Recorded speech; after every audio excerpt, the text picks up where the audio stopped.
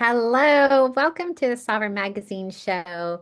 We are a transformational experience where conscious conversations meet embodied wisdom. Each episode invites visionary healers, thought leaders, and change makers to share their journeys of awakening, offering listeners practical tools and soul-stirring insights to reclaim their inner authority.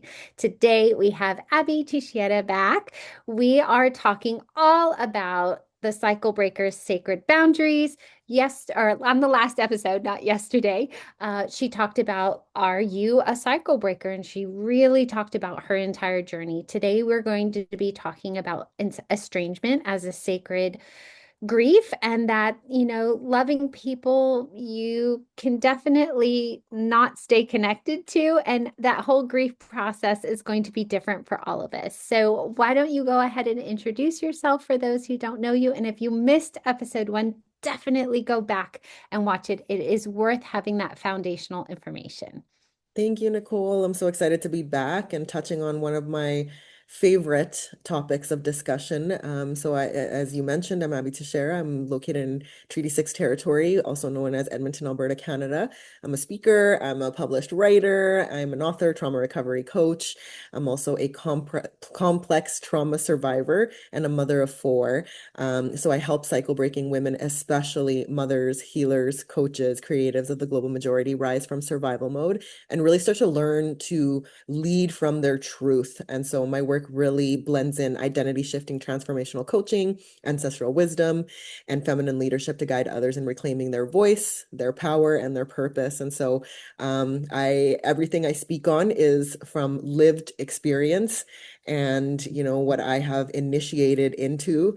And I'm really grateful for this opportunity to speak on these topics because these are not conversations that are common. They're not common, right? And I know that we are not the only ones that are experiencing these things. And so that really is my mission to really voice and name some of these harms so that there's whoever's out there listening, if I could put words or name to their own experience that maybe they've been silently suffering through.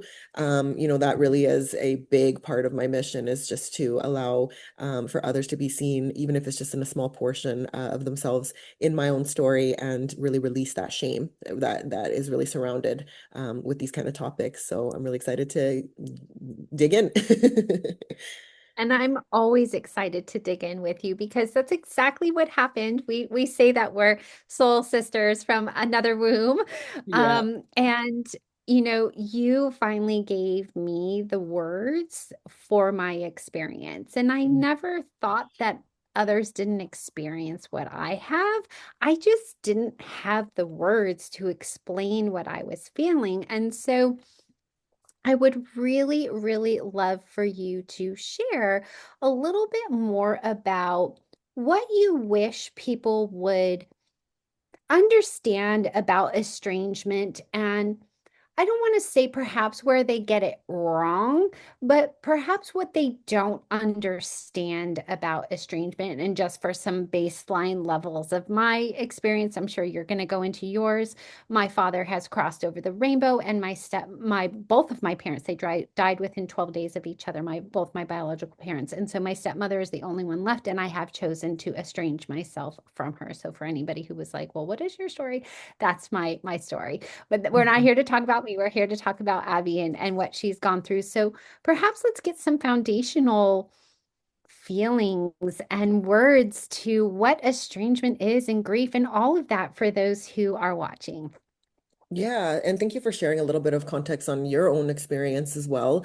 I'm estranged from my dad, so my father, and it's been several years. And most recently, I'm actually estranged from a sister of mine, a sibling. And so, what I want to say is that estrangement is probably one of the most misunderstood experiences in our culture.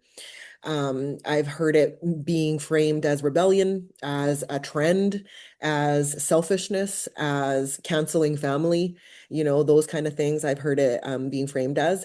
But for most people who choose it, it comes after, and I know this is speaking again from my own lived experience, it comes after years, sometimes decades of trying to make it work, trying to make the relationship work, right? And what I really want to like make clear is that no one estranges from someone they don't love, right? Like it just doesn't happen, right? Just like grief, where there is grief, there was once great love, right? And so for me, you can love someone deeply, you can grieve them deeply, and you can also still not be able to stay in a relationship with them, right? And that's really the paradox in the heart of sacred grief, right? And so it's really one of these things that there's been some talk lately, especially I don't know if you know, but like Oprah had some special on estrangement, and it really brought estrangement front and center in,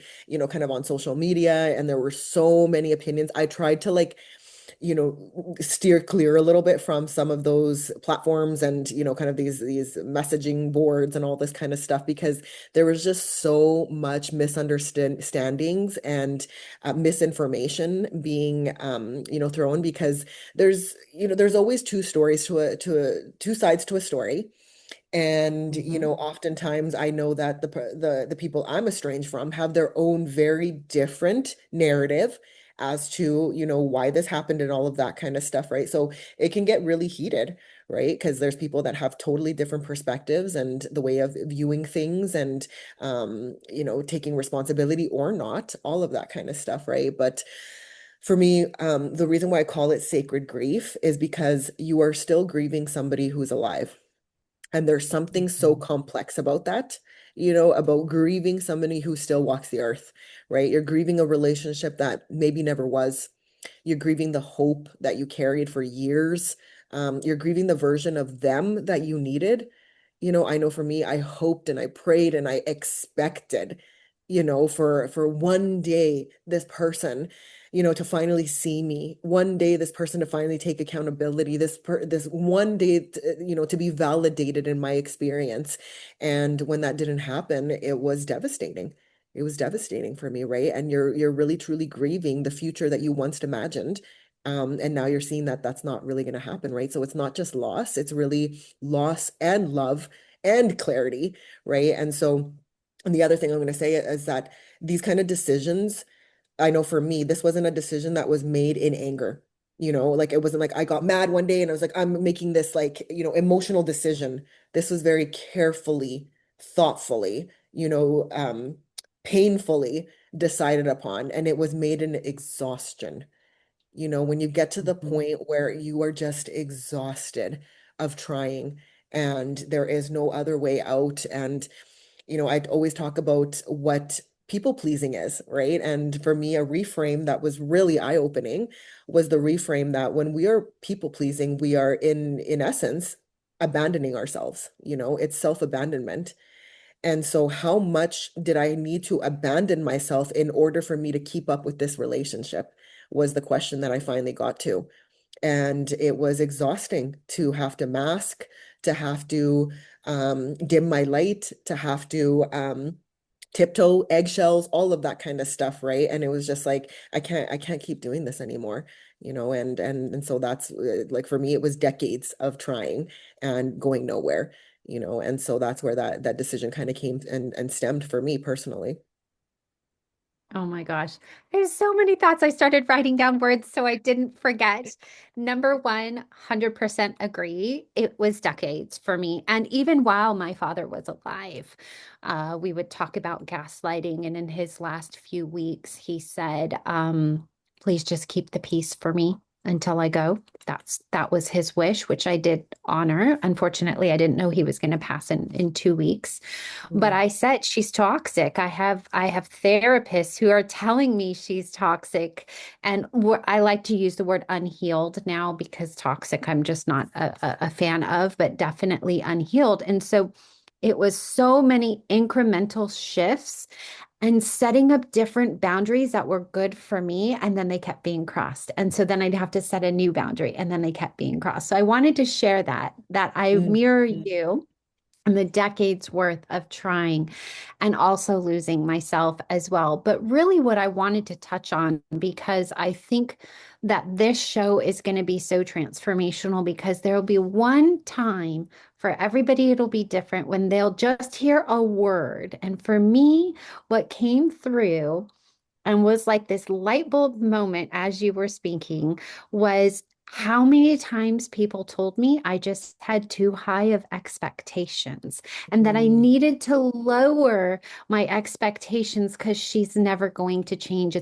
It's disrespectful for me to ask her to change at her age, which I 100% agreed. And that's when I took ownership saying, well, she doesn't have to change, but I certainly can. And so I wonder if you have ever been told like lines like that, like your expectations are too high, or like you're sitting on a mhm. pedestal, or any of those types of things, and how you worked through that in order to teach yourself to have that capacity for self-love. Yeah, this brings me into something I wanted to touch on when we're talking on the topic of estrangement, because there is a lot of, like I said, misunderstandings. There's a lot of different perspectives. And what I like to call there's the myths and there's the reality. And, one of the myths that I constantly hear is that estrangement is impulsive, right? That we are just, we get upset one day and we just decide, I'm cutting you off, I'm canceling you, kind of thing, right? But like you said, the reality of that is actually it comes after repeated boundary violations, right? Like you have your own boundaries, and sometimes these boundaries are minimal, minuscule, and they still are Mhm. being violated, right? And broken promises, attempting Yep. at repair with no resolve. This comes after therapy, conversations, the forgiveness cycles. You hear, oh, just forgive and forget, and all these things. Maybe this time it'll change. All of those kind of Mhm. expectations that others kind of put on you. And then the other one, you didn't try hard enough. You just didn't try hard Mhm. enough, right? And the reality is that for most of us, we over functioned for years, and holding on to that myth, this is probably the most popular of them all, is that family over everything, right? And Yes. I subscribed Oh, to that for a very long time, but it's your family, but it's your so and mhm. so, but Your like blood. family is Mhm. everything, blood over everything, what that did for me was that it made me feel like there was something wrong with me for not like one day waking up and feeling like, yeah, but is it really family over everything when this person is causing consistent harm? When I can't be who I actually am in front of this person, that I have to Mhm. mask in order for me to belong, to be a part of. And so, family without safety is not, to me, is not family, right? Endurance Mhm. is not love. Tolerance is not healing, right? And so there comes a point where hope becomes self-harm. And that was my story, where I held on to this hope that it became harming to me. And I'm a mother. I have 4 kids. I'm married to the love of my life. And I saw how it directly impacted me in my own home, and this energy drain, this like constant thinking about it. And and it was just I had to finally, choose me. And in a world where we are taught to self-abandon constantly, choosing yourself to somebody else might seem like it's selfish, might seem like, oh my goodness, like, this person only cares about themselves, all that kind of stuff, right? And so, yeah, I'm not sure if I answered your question, but it just, when you were talking, I just thought about, the common misconceptions that people, that I've personally heard, when it comes to this topic. And something that is very, for me, that I started to really recognize is that my body knew, my nervous system knew far before my mind did. You know, um, Mhm. the anxiety that I would feel before holidays, Yep. the tightness in my chest, the Mhm. exhaustion I felt after interactions, the Mhm. looping and the mental rehearsing that happened, the collapse again and again after trying. And so I started to really pay attention to these single signals that were always there. It's just that I bypassed them because family over everything. You got to try harder. Another one is like, that's just who they are. That's just who they are. Mhm. And so you just have to get used to, who they are. You got to meet them where they are. Right. And Mhm. my nervous system's clearly signaling like danger, this is not okay. The Mhm. anxiety, the depression, the energy suck, all of that kind of stuff, right? And it really got to the point where I just said, I can't do this anymore. I can't. It was affecting Yeah. my family that my now the family I'm creating, with my husband, my kids, for my family of origin. It was seeping into everything in my life, because it was really taking because I just so badly longed for things to be different. And here's the Me thing that I too. really wanted to really name, because sometimes shame can really come into play. We might feel some shame because of some of the decisions that we make and all of that kind of stuff. And we also might feel shame when the waves of grief come up. And I will share about a very real-time experience I had very recently. Uh, I saw this picture there. I was looking at these photographs, and there was a picture of me, this kind of candid picture that somebody had taken. And when I looked at it, I realized that I have my dad's smile. And I might even get emotional like talking about this because it's just very real time, right? And I was like, oh, like I have my dad's smile, and so do some of my kids, right? And it Hmm. was this wave that kind of hit me, where it was like it was a reminder of him, right? And that's what I'm talking about, the complex grief that comes with making the decision to estrange yourself from someone, is that they're still very much alive. And it was like, and there was a part of me that really like missed him, like missed the illusion of the father figure. And I thought to myself, I was like, wow, like I have a smile, And it was like, and then the thought that followed afterwards for me was how I wish things were different. How I wish it didn't have to be this way. And Yeah. and then what followed after that was the wave of shame. It was like, what are you talking about? Like, look at all the things that happened and look at all the times you try all these kind of things, right? And almost like you should be over this already, like those kind of things that those programmings that we get from society that said like grief has a time frame, that you get a couple of days of bereavement leave when somebody passes, and then you come back to work and everything's back to normal. But it doesn't work that way. And what I did to counter it, because I have been, really living through this, what I did to counter it was that I gave myself permission to feel the sadness of this and to be okay with wishing that it was different and not shaming myself. I was like, it's okay to wish that things were different. Yeah. I truly do wish things were different, but they're not, right? And really naming that and presencing that.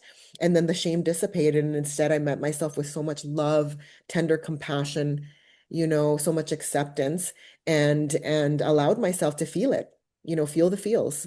And then, afterwards, it passed. The wave passed. I was able to ride through it, without having to shame and demean myself and all of that kind of stuff, right? And then giving myself permission that as the waves come, that sometimes there'll be anger, sometimes there'll be tenderness, sometimes there'll be sadness and confusion, all of those kind of things, right? Yeah.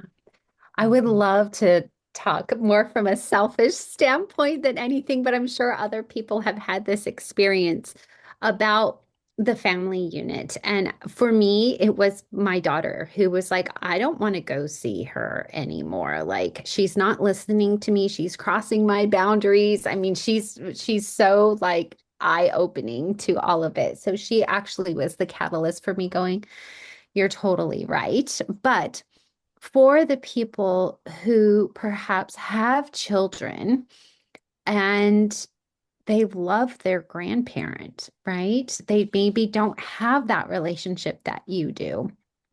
I Mhm. was, I don't want to say lucky enough because that's not the right word, but I had a child who felt the same way as me. And I gave her permission to choose. I never decided anything for her. I gave her the opportunity to talk to her if she wanted to, or write letters or whatever, which she has done. But ultimately, once again, boundaries were crossed and then she cut her completely off. But how do you usually recommend, or what was your experience with your children? Because I would imagine that most often people are afraid of estrangement if they have children because of that grandparent-child relationship. So, what do you Mhm. normally do with that? Yeah, yeah. So it's not everyone's experience is the same. And there are nuances, there are, different things to take into consideration. The way it stands right now, my dad is not a part of any of our lives, including, my siblings, my mom, so he's not in the picture. He was at one time, and my kids know of him. They've seen him, they've had interactions with him and things like that. And, this is a very real question to ask, and it's a very real question that I get asked, oftentimes because I do, I have four kids, 7 and under. Um, the way I handled it was when they started asking like, oh, well, where is he? When they suddenly did like, didn't see him anymore. I am of one of like, I firmly believe that I don't want to, what's the word I'm looking for? Um, like I'm not one to bash, my dad to my kids. They will never hear me bash him, and say, well, he's this and he's that and like all this stuff, but I will speak in fact and truth. And the way I handled it is that, when they asked, where is he and things, I'm like, to be honest, I don't know where he is. I don't know where he is, and he's a very sick person. He's not well. And I pray that, one day he'll be better, and I wish him well. That's all. And if they have more questions, like I've gone as far as saying, like unfortunately, he hurt mommy. He hurt mommy when I was a little girl, he hurt mommy and never made it right. And my kids are very familiar with the repair process because it is one that I Mhm. practice almost daily, so they know that, when mommy hurts them, whether it's like, yelling or whatever is the dysregulation that happens, I am one that will own up to my actions and I will repair with them. There will never go a day, 24 hours without me acknowledging that there was a fracture in the relationship, right? And so they are very aware of what that process looks like. And when I explain to them that, actually abuelo, which is, grandpa in Spanish, never repaired, never tried to make it right. The wheels start kind of turning. And so I explain it to them in ways that they can understand at their age level. And I'm a firm Mhm. believer that as they grow up, they will come to their own understandings. They'll have their own lived experience, just like your daughter started to experience herself, started to experience what it was like to be in relationship with this woman, right? And or maybe being around her. And she made the decision that she wanted to have those boundaries. Similarly, I very much encourage that with my kids, where I really encourage them to um, experience things for themselves. And I'm an open book. They can come to me and ask me questions, and I will try to, guide them and talk to them about it and all of that kind of stuff.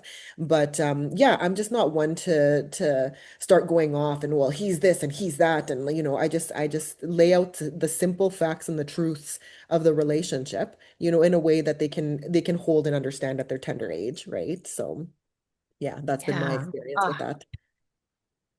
It is such a difficult topic. And like you said, there's so many nuanced ways and experiences and how it all presents. However, we all come back to this foundational part, which is actually going to be episode 3 for us. And that is that we're healing our inner child. We're having to reparent ourselves and we're Mhm. having to give ourselves the opportunity to grieve the childhood that we didn't get. And I think that when I started to look at it from that lens of, I didn't get the childhood that I desired for many different reasons, and I didn't get the parents that I desired or needed as a child. And that's okay. I can still thank them for the parents that they showed up and were willing and able to be. However, it wasn't good enough for me. And that's not necessarily a dig on them because they were probably doing the best that they could. But I can still say that I was unfulfilled, right? And so, Mm. in this next episode, we're going to be talking about healing your inner child while also parenting children of your own, which is so challenging, right?